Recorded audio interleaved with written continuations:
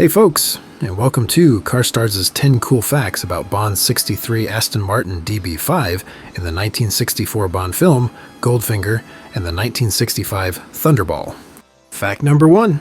When Eon Productions set out to bring James Bond's wheels to life for Goldfinger, the car wasn't even in the script yet. In Ian Fleming's novel, Bond drove a DB Mark III, but producers wanted something flashier and more modern for the big screen. They approached Aston Martin in early 1963, just as the new DB5 was being finalized. At first, Aston Martin was hesitant to lend one out. The company was still small in hand-building cars, and the DB5 was their prized new release. But after some persuasive talks with production designer Ken Adam and the studio, Aston finally agreed to loan a prototype, chassis DP/216/1, which had started life as a DB4 Series 5 Vantage test car before being updated to DB5 spec. That prototype would become the most iconic Bond car ever, but the production team quickly realized they needed a second vehicle for the more aggressive driving shots, so they acquired a second DB5, chassis DB5/1486/R, a standard production model right off the line. This one came in the same silver birch color and had no special gadgets or changes when used for the film. Its role was purely for performance driving scenes, like speeding through the Swiss countryside or taking hard corners at speed, since the heavier prototype hero car, weighed down by gear for special effects and gadgets and such, wasn't ideal for those shots. Both cars were in Aston Martin's possession at the time, so Eon was essentially borrowing two very valuable showroom-ready vehicles for a relatively low-budget spy thriller. What's most fascinating is that Aston Martin initially loaned out both cars without realizing the marketing goldmine they just initiated. At the time, the DB5 was still brand new and had only just been revealed to the public, but the filmmakers gambled to go with this sleek, aggressive coupe rather than a more conventional sedan or Bentley, which paid off in ways nobody could have predicted. Once the film was released, the DB5's association with Bond created a massive surge in interest for the car, instantly boosting sales and elevating Aston Martin's profile worldwide. Those two loaned vehicles ended up changing not just the brand's legacy, but also made movie car history. Fact number 2. Both Bond DB5s were equipped with Aston Martin's stock 4.0-liter inline-six engine. This all-aluminum engine delivered around 242 gross horsepower. Paired with a smooth-shifting 5-speed ZF manual transmission, it offered confident acceleration and refined cruising, making it a standout grand tour of its era. The straight-six produced a distinctive growl under throttle, adding a visceral element that perfectly matched Bond's cool and composed demeanor. Even with the added weight of the special effects equipment and gadget props added to the hero car, the drivetrain remained fully operational during filming. The pairing of Aston Martin's powerful inline-six with the precise 5-speed gave the hero car genuine performance credentials to back up its iconic image, both within the context of the film and in real-world engineering. The stunt car was also running its stock drivetrain, and it was used for all the performance driving scenes throughout the film. Since it wasn't weighted down with props and FX equipment, it handled corners and fast runs with the full performance of the model being utilized, making it ideal for tackling the winding road chase scenes. While it didn't carry the film's flashy gadgets, the stunt car demonstrated the raw performance and precision engineering that helped make the DB5 a global automotive icon. Fact number 3. When Aston Martin introduced the DB5 in 1963, it was seen as the natural evolution of the DB4, but with a notable leap in refinement, performance, and luxury. Designed by Carrozzeria Touring of Milan, it retained the same elegant body styling as its predecessor while introducing key upgrades, including a larger 4.0-liter engine, improved suspension tuning, and better braking with standard front and rear disc brakes. Inside, it featured full leather upholstery, wool carpeting, electric windows, and advanced instrumentation, setting a new benchmark for British Grand Tourers. It was a car tailored for long-distance driving at high speed, with comfort and style to match its performance. Although only produced from 1963 to 1965, the DB5 quickly became Aston Martin's most iconic model. Fewer than 1,100 coupes were built during its short production run, making it an exclusive car even before it was tied to the Bond franchise. The car's elegant proportions, confident stance, and hand-built quality caught the attention of enthusiasts and critics alike. It also marked a turning point for Aston Martin, helping solidify the company's identity as a builder of sophisticated, high-performance cars with real-world usability. The DB5 wasn't just about speed, it was a statement of craftsmanship and prestige. Although what ultimately cemented the DB5's place in history was indeed its appearance in the film, which turned it from a respected premium luxury car into a true cultural icon. After Goldfinger's release, global demand surged, and the car became inseparably linked to the image of James Bond. For many, the DB5 came to represent the perfect blend of British engineering and cinematic cool. Decades later, that influence remains intact. The model continues to appear in Bond films, merchandise, and exhibitions, with its legacy reaching far beyond its production numbers. Fact number 4. Transforming the Hero DB5 into James Bond's gadget-packed ride was no small task. The responsibility fell to special effects expert John Steers, who worked closely with production designer Ken Adam to bring Q Branch's imaginative ideas to life. The Hero car was delivered to Pinewood Studios and heavily modified on-site in early 1964. Steers and his team had to engineer every device to fit seamlessly into the car's existing layout without negatively impacting its elegance. They built hidden compartments, moving parts, and electronics from scratch, many of which had to function reliably on camera despite the tight shooting schedule. Among the most complex additions was the functional ejector seat system, which required cutting into the roof and reinforcing the passenger compartment. The roof panel could be manually removed or replaced depending on the shot, while the seat was designed to launch a dummy using compressed air for a single scene. Other features included concealed machine guns behind the front indicators, tire-slashing blades hidden in the wheel spinners, and a rear bulletproof shield that raised up behind the back window, and many more. Each gadget had to be either actually functional or at least appear as such convincingly, often triggered by switches inside a custom-built center console designed just for the film. However, many of the systems were only meant to be used once, just long enough to be captured on film. For example, the oil slick and smokescreen features involved rigging special canisters under the car and routing the outputs through their outlets. The rotating license plates and radar tracking system were controlled with small electric motors and manual switches. Despite being built quickly and on a tight budget, the modifications to the Hero car set a new standard for movie vehicle design. It became the blueprint for all future Bond cars and made the DB5 an instant legend. Fact number 5. Before it became the world's most famous spy car, the Hero Aston Martin DB5 quietly made its on-screen debut in an entirely different production. It appeared in The Saint, a popular British TV series starring Roger Moore as the suave adventurer Simon Templar. The specific episode was Season 2, Episode 17, titled The Noble Sportsman, which aired on January 9, 1964. At that time, the car was still in its original Dubonnet red paint and all stock. It was only used in a few brief scenes, still under Aston Martin's ownership, serving as a promotional demonstrator before it ever caught the attention of the Bond producers. Many years later, after cementing its place in cinema history firmly, the Bond Hero DB5 made one more notable screen appearance. In 1981, it was one of the DB5s featured in the Cannonball Run for close-up shots and driven by none other than Roger Moore himself, this time playing a tongue-in-cheek parody of his own former Bond persona. Although he wasn't the same actor that played Bond in the original films, of course, by that point the car was already considered a cultural icon directly linked to the Bond series as a whole. Its presence in the film served as a playful nod to its past.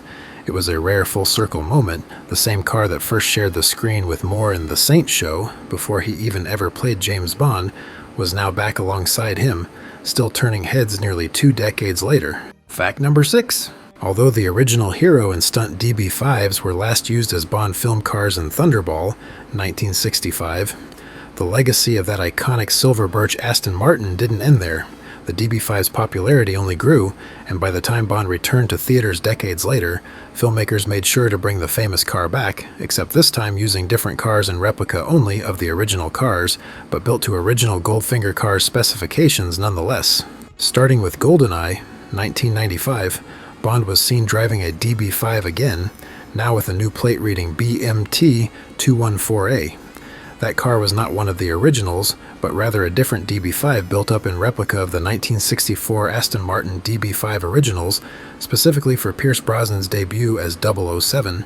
It returned briefly in Tomorrow Never Dies, 1997, and again in The World Is Not Enough, 1999, appearing in background scenes as Bond's personal car. In Casino Royale, 2006, Daniel Craig's Bond wins a DB5 in a poker game, once again a different DB5 than previous films. Then came Skyfall, 2012, where DB5s returned with gadgets and even wearing plates mimicking original BMT-216A plates. The DB5 continued to make appearances in Spectre 2015, where it was shown mid-restoration and was fully back in action once again in No Time to Die, 2021. These replicas were designed to match the Goldfinger version down to every detail, including the rotating license plates and prop miniguns and other gadgets to bring the spirit of the original Goldfinger cars to a whole new generation of viewers to enjoy. Fact number 7. Directly following the massive success of Goldfinger and with the immediate public fascination with James Bond's Aston Martin, Eon Productions requested 2 additional Bond DB5s to be specially built for promotional use. These were not used in any films, but were commissioned shortly after to tour internationally and support the launch of Thunderball. Aston Martin delivered 2 brand new DB5s, each fully equipped with the same gadget package seen in the film.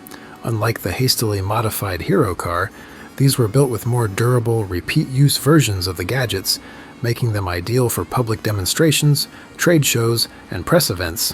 One of the promo cars was assigned to U.S. promotional duties and was famously displayed at the 1964 New York World's Fair, where it drew huge crowds. The other promo car toured parts of Europe and later appeared at motorsport events, including being driven by Jackie Stewart at Laguna Seca in 1965. Both cars featured fully operational effects, including rotating license plates, smoke emitters, and functional pop-out prop machine guns. Over time, both promotional DB5s found their way into private hands. One spent decades on display in Tennessee's Smoky Mountain Car Museum before being restored and auctioned for $6.4 million at Pebble Beach in 2019. The other became part of the Lauman Museum collection in the Netherlands, where it remains today. Although they never appeared on screen, these 2 cars helped solidify the DB5's place in popular culture by giving fans around the world a chance to see 007's gadgets in person. Their factory pedigree and direct connection to the Bond franchise continue to make them among the most celebrated DB5s ever. Fact number 8. After filming wrapped on Thunderball, the stunt DB5 was returned to Aston Martin, where it was outfitted with a complete set of Q-style gadgets to match what the Hero car had. In 1969, it was sold to American radio executive Jerry Lee for $12,000 under the agreement that the factory could continue using it occasionally for promotions. It retained its gadgetry and remained unaltered while in Lee's care. Though shown a few times in the early 80s and 90s, Lee declined most public appearances, opting instead to preserve the car in storage, maintaining its originality and value as a true screen-used Bond vehicle. In 2010, Lee chose to auction the car to support his charitable foundation. It was sold through RM Auctions in London for £2.6 million, roughly $4.1 million at the time, to American collector Harry Yagi. The car still retained all of its Goldfinger-era modifications. Its confirmed screen use and unbroken chain of ownership made it the most historically significant Bond car available to private collectors. The sale marked one of the highest prices ever paid for a film-used vehicle at that point in time. Today, the stunt Bond DB5 still resides in Yagi's private collection in the United States. It is stored in a climate-controlled facility and kept in excellent running condition. Though it is rarely seen publicly, the car has made select appearances at major events, such as the Bond in Motion exhibition in 2012. Fact number 9. As for the Hero car, after its use in Thunderball, it was also returned to Aston Martin and later sold off after its gadgets were removed, returning the car back to a standard DB5. It passed quietly through several owners until sometime in the mid-1970s, one collector owner recognized its significance and commissioned the installation of replica gadgets to restore its Goldfinger appearance. Though the props were not original, the restoration helped revive the car's status as a cultural artifact. From that point on, it began appearing at select shows and exhibitions and the aforementioned 81 film cameo. Thereafter, once again, admired not just as a luxury grand tourer, but as one of the most notable vehicles in film history. By the 1990s, the Hero Bond DB5 was in the hands of Florida businessman Anthony Pugliese, who stored it in a private hangar with the intent of using it in a future museum. But in June 1997, the car was stolen in a well-coordinated heist. Thieves gained access to the hangar, pulled the car out, and reportedly loaded it onto a waiting cargo plane. The theft made headlines worldwide, and with no clear leads, the car simply disappeared. Lloyd's of London paid the insurance claim, but the DB5 became one of the most high-profile missing collectibles on the planet, sparking years of rumors and speculation. In 2022, after a 25-year search, investigators confirmed the car had been located in a private collection in the Middle East. Though its exact whereabouts remain undisclosed, its identity was verified through structural features unique to the original film modifications, including reinforcements tied to the gadget systems. Legal negotiations are ongoing between the current possessor, insurers, and other involved parties. While the car has not yet been physically recovered, its rediscovery closed a major chapter in its story. Fact number 10. Looking into the scale model world, fortunately due to the runaway success of the film and the franchise in general, you'll find many great options out there of various scales and quality levels to choose from. If you're looking for a top-notch die-cast Bond 63 DB5 replica, probably the best you'll find are these 1/18 scale Goldfinger edition beauties from AutoArt. These are highly detailed examples that even have most of the gadgets present and movable as well. These are still on the retail market and run around the $500 mark, pricey for sure, but I'm sure die-hard Bond fans will still want one in their collection anyhow. The best route to go for you talented model kit builders out there is this excellent quality high-detail Goldfinger edition of the Revell 1/24 scale model kit that can be had for around $35. I will put links in the description below to where you can pick up these exquisite AutoArt and Revell models for those interested. And for you insanely dedicated fans out there, and to whom money is truly no object, in 2020, Aston Martin actually released a limited run of 25 full-scale replicas, which they called the DB5 Goldfinger continuation cars, each built at the original Newport Pagnell facility and priced at around $3.5 million US.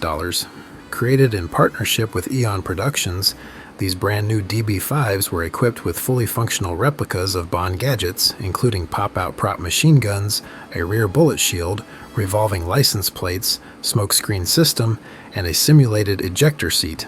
Though not street legal, the cars were engineered with meticulous detail to match the original Goldfinger cars and served as a tribute, blending classic craftsmanship with cinematic fantasy. By the way, folks, I recently started a new and also film-related and similar format YouTube channel called Mind Litter.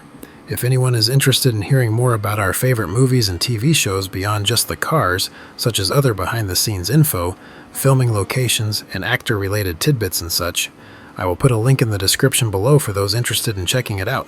Well, there you have it, folks. Thanks for watching, and make sure to hit that subscribe button if you like what you saw here. You guys are all great. See you next time.